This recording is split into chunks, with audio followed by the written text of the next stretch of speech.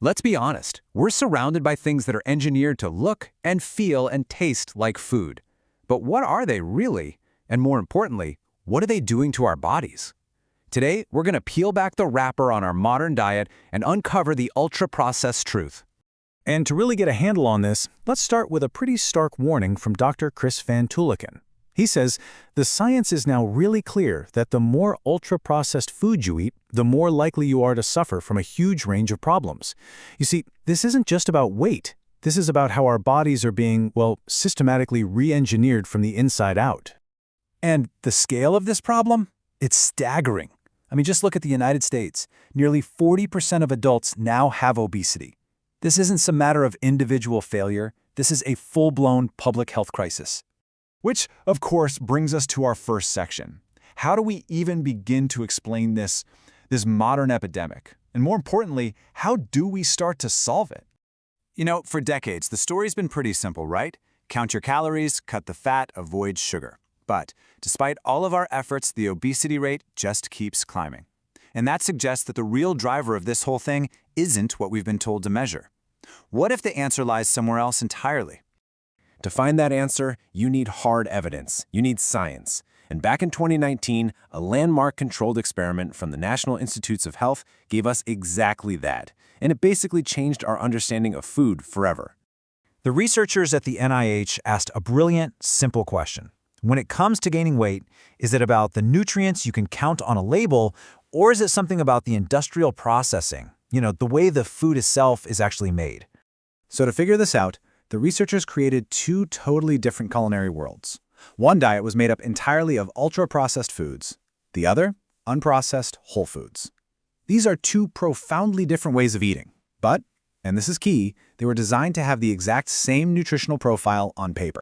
The setup for this was incredibly rigorous. 20 volunteers actually lived at the NIH for a whole month. For 2 weeks, they ate the ultra-processed diet, and for the other 2, they ate the unprocessed one. Now, crucially, the diets were perfectly matched for calories, sugar, fat, salt, and fiber. But here's the real kicker. The participants could eat as much as they wanted. So what happens when you put real people in this perfectly controlled environment and just let them eat? Well, the results led to a really stunning and frankly, inescapable conclusion.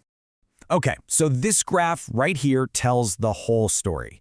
The blue line, that's tracking body weight on the ultra-processed diet. The red line is the unprocessed diet. And in just 14 days, the difference is, well, it's dramatic. It's undeniable. One path leads straight to weight gain, and the other leads to weight loss.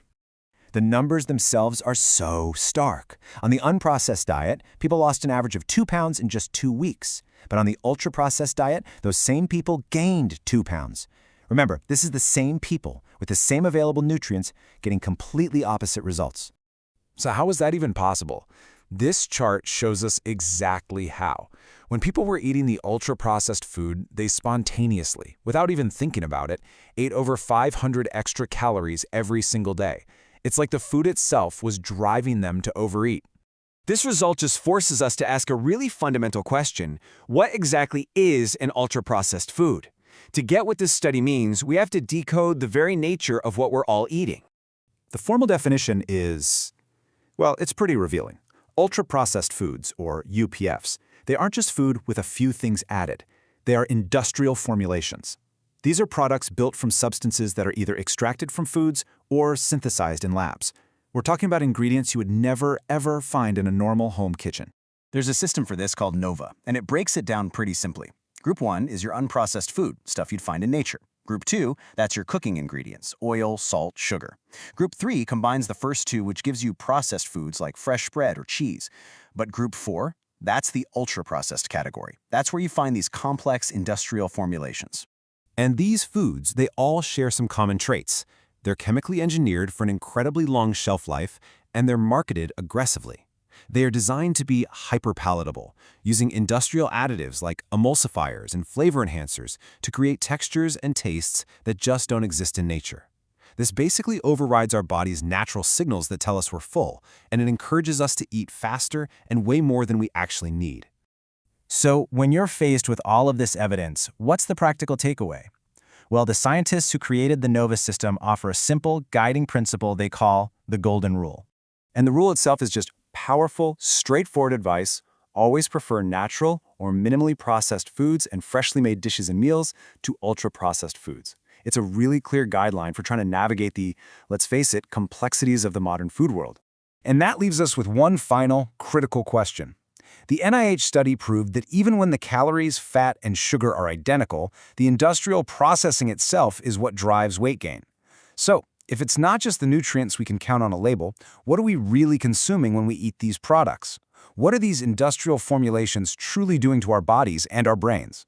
That is the ultra-processed truth.